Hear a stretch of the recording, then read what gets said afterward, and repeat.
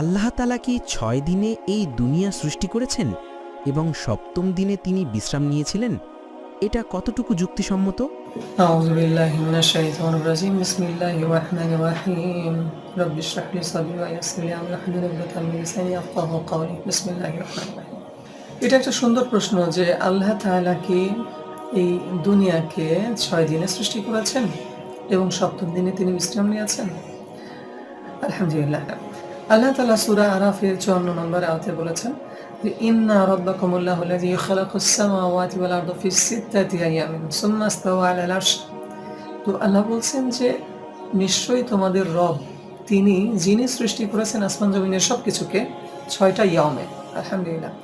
তিনি ৬টা ইয়াম বলতে ৬ দিনকে বোঝান নাই, তিনি বুঝিয়েছেন ৬টা পর্যায়কালকে। তার মানে এই পর্যায়কালটা হতে পারে ৫০ লক্ষ বছরের, হতে পারে ৫ কোটি বছরের। তো যেহেতু ধারণা করা হয় ৫০০ কোটি বছর আগে বিগ ব্যাং হয়েছিল, তো সুতরাং এই পর্যায়কালগুলো অবশ্যই বড় একটা সময়ের ব্যবধান হবে এক একটা পর্যায়কাল। তো আল্লাহ তাআলা বলতেছেন যে তিনি ৬টা ইয়ামে এই মহাবিশ্বকে সৃষ্টি করেছেন। ইন্না রাব্বাকুমুল্লাহুল্লাযী খালাকাস সামাওয়াতি ওয়াল আরদা ফি সিত্তাতি আইয়ামিন সুম্মা ইসতাওয়া আলাল আরশ। এরপরে তিনি আরশে সমাসীন হলেন। আসলে তিনি এই ৬টা পর্যায়কালের মধ্য দিয়ে এই মহাবিশ্বকে সৃষ্টি করলেন। এরপরে তিনি এগুলো প্রতিপালনের জন্য, এগুলো হেফাজত করার জন্য ক্ষমতায় আসীন হলেন। আসলে যখন তিনি কোনো কিছু সৃষ্টি করেননি তার আগে তো আসলে এগুলোকে প্রতিপালন করার কোনো প্রশ্ন আসে না। সেই জন্যই আল্লাহ তাআলা বলেছেন যে এগুলো সৃষ্টি করলেন, এরপরে তিনি এর উপরে ক্ষমতাবান হলেন। মানে সৃষ্টি করার আগে তো কারোর উপর ক্ষমতাবান হওয়ার ছিল না, কোনো কিছু ছিল না যে যার উপর ক্ষমতাবান হবে। যার কারণে সৃষ্টি করলেন, এরপরে এগুলোর উপরে ক্ষমতাবান হলেন বা এগুলোকে হেফাজত করার দায়িত্ব নিলেন আর কি। আপনি সবকিছুকে হেফাজত করা বা প্রতিপালন করা শুরু করলেন। তো যখন বিগ ব্যাং হয়েছিল বা শূন্য থেকে যখন সবকিছুকে প্রথম সৃষ্টি করা হয়েছিল সে ব্যাপারে আল্লাহ তাআলা বলেছেন বাদিউস সামাওয়াতি ওয়াল আরদি ওয়া ইযা ক্বাদা আমরান ফাইন্নামা ইয়াকুলু লাহু কুন ফায়াকুন। আল্লাহ বলেছেন বাদিউস সামাওয়াতি ওয়াল আরদ, আসমান জমিনকে তিনি শূন্য থেকে সৃষ্টি করেছেন, অনস্তিত্ব থেকে অস্তিত্ব দান করেছেন। তার মানে হচ্ছে অস্তিত্ব একসময় ছিল না। আমরা এখন যে সমস্ত জিনিসগুলো তৈরি করি বা মানে একটা কবিতা তৈরি করলেও কিন্তু আমরা জ্ঞান থেকে তৈরি করি, জ্ঞান তো আগে থেকে ছিল, যার ফলে সেগুলো থেকে তৈরি করি। একটা টেবিল তৈরি করলে কাঠ থেকে তৈরি করি, কাঠগুলো পাই হচ্ছে গাছ থেকে। তার মানে এখন চূড়ান্তভাবে শূন্য থেকে তৈরি কোনো কিছুই হচ্ছে না।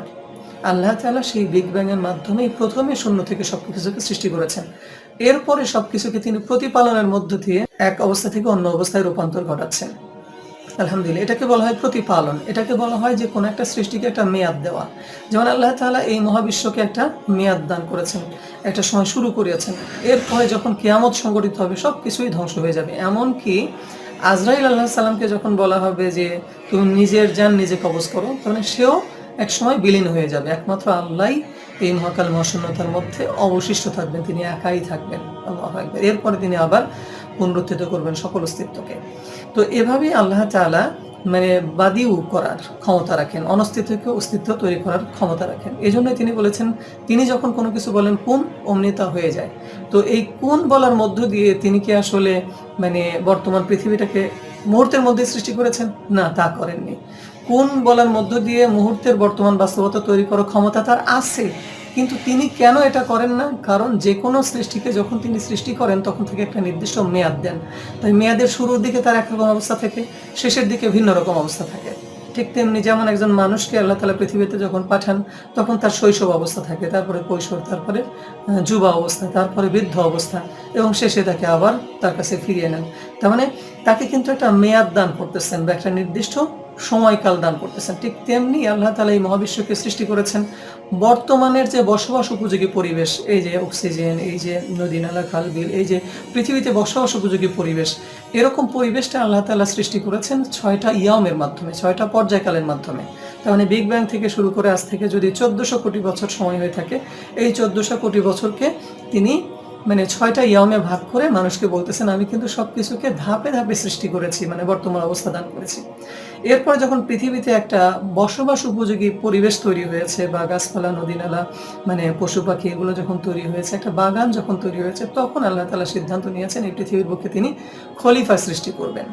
এই জন্যই তিনি বলেছিলেন, সূরা বাকারাতে আছে যে وإذ قال ربك للملائكة إني جاعل في الأرض خليفة قالوا أتجعل فيها من يفسد فيها ويسفك الدماء ونحن نسبح بحمدك ونقدس لك قال إني أعلم ما لا تعلمون। আল্লাহ তাআলা বললেন যে আমি পৃথিবীতে খলিফা পাঠাতে যাচ্ছি। ফেরেশতা তাকে প্রশ্ন করলো যে ইয়া রাব্বুল আলামিন, আপনি কি এমন সত্তাকে পৃথিবীতে পাঠাতে চান যে আসলে ফ্যাসাদ সৃষ্টি করবে, প্রতিকূলতা সৃষ্টি করবে, রক্তপাত ঘটাবে? তো আল্লাহ বললেন যে আমি যা জানি তোমরা তা জানো না। তাহলে আল্লাহ তাআলা এই সত্যটা তাদেরকে জানান নাই। তবে এটা ধারণা করা যায় যে আল্লাহ তাআলার মানে মানুষ সৃষ্টির আগে সকল সৃষ্টি কি করতো, আল্লাহর তারা অনুগত হয়ে চলতো। ফেরেশতারাও তার ইবাদত বন্দিগিতে মশগুল ছিল। গাছপালা, নদী নালা সবকিছু তারই কাছে সাহায্য চায়। ইয়াসআলুহু মান ফিস সামাওয়াতি ওয়াল আরদ, আসমান জমিনের সবকিছু তারই ইবাদত করে। আল্লাহু আকবার। সুতরাং মানে এরকম খলিফা যারা আসলে মানে অবাধ্য হবে বা অবাধ্য হওয়ার অনুভূতি পাবে, মানে তাদের ওই একটা স্বাধীনতা পাবে, সেই স্বাধীন কোনো প্রাণী তখন ছিল না। আর এটা এজন্যই তিনি সৃষ্টি করেছেন যে স্বাধীন প্রাণী থেকে ইবাদত পাওয়া, পরাধীন দাস থেকে ইবাদত পাওয়া দুটো আলাদা জিনিস। এই কারণে আল্লাহ তাআলা মানব জাতিকে সৃষ্টি করতে চেয়েছেন। অতীতের যত সৃষ্টি ছিল সব সৃষ্টি আল্লাহ তাআলার ইবাদত বন্দেগীতেই মশগুল ছিল, কিন্তু মানুষকে এমনভাবে তিনি সৃষ্টি করলেন, তাকে এমন বৈশিষ্ট্য দিলেন যে আল্লাযী ওয়াসওয়াসু ফি সুদুরিন নাস, তার অন্তরে একটা কুমন্ত্রণা আসে, কুমন্ত্রণা পায়, মিনাল জিন্নাতি ওয়ান নাস, সে পায় হচ্ছে এটা জিন জাতির সদস্য শয়তানের পক্ষ থেকে অথবা মানব জাতির সদস্য যে অবিশ্বাসী তার পক্ষ থেকে কুমন্ত্রণা পায়। তো এই সমস্ত কুমন্ত্রণার কারণে সে স্বাধীন, সে চাইলে সৃষ্টিকর্তাকে ইবাদত করতে পারে আর সৃষ্টিকর্তাকে অস্বীকারও করতে পারে। তো এই বৈশিষ্ট্য দিয়েই আল্লাহ তাআলা মানুষকে সৃষ্টি করে পৃথিবীতে পাঠানোর সিদ্ধান্ত নিয়েছিলেন। এই ক্ষেত্রে মানে ফেরেশতারা প্রশ্ন করলেন যে কেন তাহলে আপনি এটা করতেছেন? সেটা বললেন যে আল্লাহ বললেন যে না, আমি যা জানি তোমরা তা জানো না। আসলে তিনি স্বাধীন সত্তা তৈরি করতে চেয়েছিলেন, এই জন্যই কিন্তু তিনি মহাজগৎকে সৃষ্টি করেছেন। তিনি স্বাধীন সত্তার কাছ থেকে ইবাদত পেতে চান। আলহামদুলিল্লাহ। এই জন্য একজন মানুষের ইবাদত অত্যন্ত মূল্যবান, আল্লাহ তাআলার কাছে অত্যন্ত মূল্যবান। একজন বান্দা যখন তাকে স্বীকার করে এবং তার কাছে মানে অনুগত হয়, এটা অত্যন্ত গুরুত্বপূর্ণ ইস্যু যে আল্লাহ তাআলা এটাই চান যে পৃথিবীর সৃষ্টি জগতের সকল অস্তিত্ব তো তার কাছে দাস হিসেবে, একান্ত দাস হিসেবেই তার ইবাদত করে চলেছে, কিন্তু মানুষ যেন এই দাসত্বটা স্বীকার করে নিয়ে ইচ্ছায় সে সমর্পিত হয়ে আল্লাহর ইবাদত করে। আল্লাহ তাআলা এই কথা বলেছেন যে আফা গায়রা দীনিল্লাহি ইয়াবগুনা ওয়া লাহু আসলামা মা ফিস সামাওয়াতি ওয়াল আরদি তাওআন কারহা। আল্লাহ বলেছেন যে যদি তোমরা আল্লাহ ব্যতীত অন্য কিছু কামনা করতে চাও, অন্য কারো ইবাদত করা, তাহলে সেক্ষেত্রে তোমাদের জানা থাকা উচিত যে আসমান জমিনের সবকিছু তারই কাছে সমর্পিত। আফা গায়রা দীনিল্লাহি ইয়াবগুনা ওয়া লাহু আসলামা মান ফিস সামাওয়াতি ওয়াল আরদি তাওআন কারহা, ইচ্ছায় বা অনিচ্ছায় সবকিছুই তার কাছে সমর্পিত। আলহামদুলিল্লাহ। এই যে মানব জাতির সদস্য, তারাও কিন্তু সবাই তার কাছে সমর্পিত। কেউ জানে, কেউ জানে না। যারা জানে না তারা অবিশ্বাসের আলোকে জীবনযাপন করে, আর যারা জানে তারা ইচ্ছাকৃতভাবে সমর্পিত হলো। আর এটাই আল্লাহ তাআলা চান যে তার বান্দারা ইচ্ছা করে তার কাছে সমর্পিত হবে। আলহামদুলিল্লাহ। তাহলে আল্লাহ তাআলা যেটা বলেছেন যে 6টা ইয়ামে তিনি এই মহাজগৎকে সৃষ্টি করেছেন, সেটা ঠিক আছে, কিন্তু সপ্তম দিনে তিনি বিশ্রাম নিলেন। এটা তো 24 ঘন্টার দিনের ব্যাপারটা বলা হয়নি, বলা হয়েছে কোটি কোটি বছরের একটা পর্যায়কে। তো সুতরাং সপ্তম দিনে যে তিনি বিশ্রাম নিলেন, এই ধারণাগুলো সম্পূর্ণরূপে ভুল ধারণা। আর তার কোনো বিশ্রাম নেওয়ার কোনো প্রয়োজনও নাই, কারণ আল্লাহ তাআলা বলেছেন কুল্লা ইয়াউমিন হুয়া ফি শান, সদা সর্বদা তিনি বিশেষ কর্মে রত আছেন। তার মানে হচ্ছে সকল অবস্থায় তিনি মহাজগতের সকল অস্তিত্বকে প্রতিপালন করতেই রত আছেন, সবকিছুকে তিনি সবসময় প্রতিপালন করছেন, আর এগুলোকে প্রতিপালন করতে তার কোনো ক্লান্তি হয় না। আল্লাহ বলেছেন ওয়ালা ইয়াউদুহু হিফযুহুমা, এই আসমান জমিনের সবকিছুকে হেফাজত করতে, প্রতিপালন করতে তার কোনোই ক্লান্তি হয় না। সুতরাং সপ্তম দিনে বিশ্রাম নেওয়ার ধারণাটা সম্পূর্ণরূপে ভুল। সুতরাং আমাদেরকে সবসময় খেয়াল রাখতে হবে যে আল্লাহ তাআলা যেভাবে বলেছেন সেটাই সঠিক, কেননা তিনি সবকিছু জানেন, তিনি সকল অস্তিত্বের সৃষ্টিকর্তা।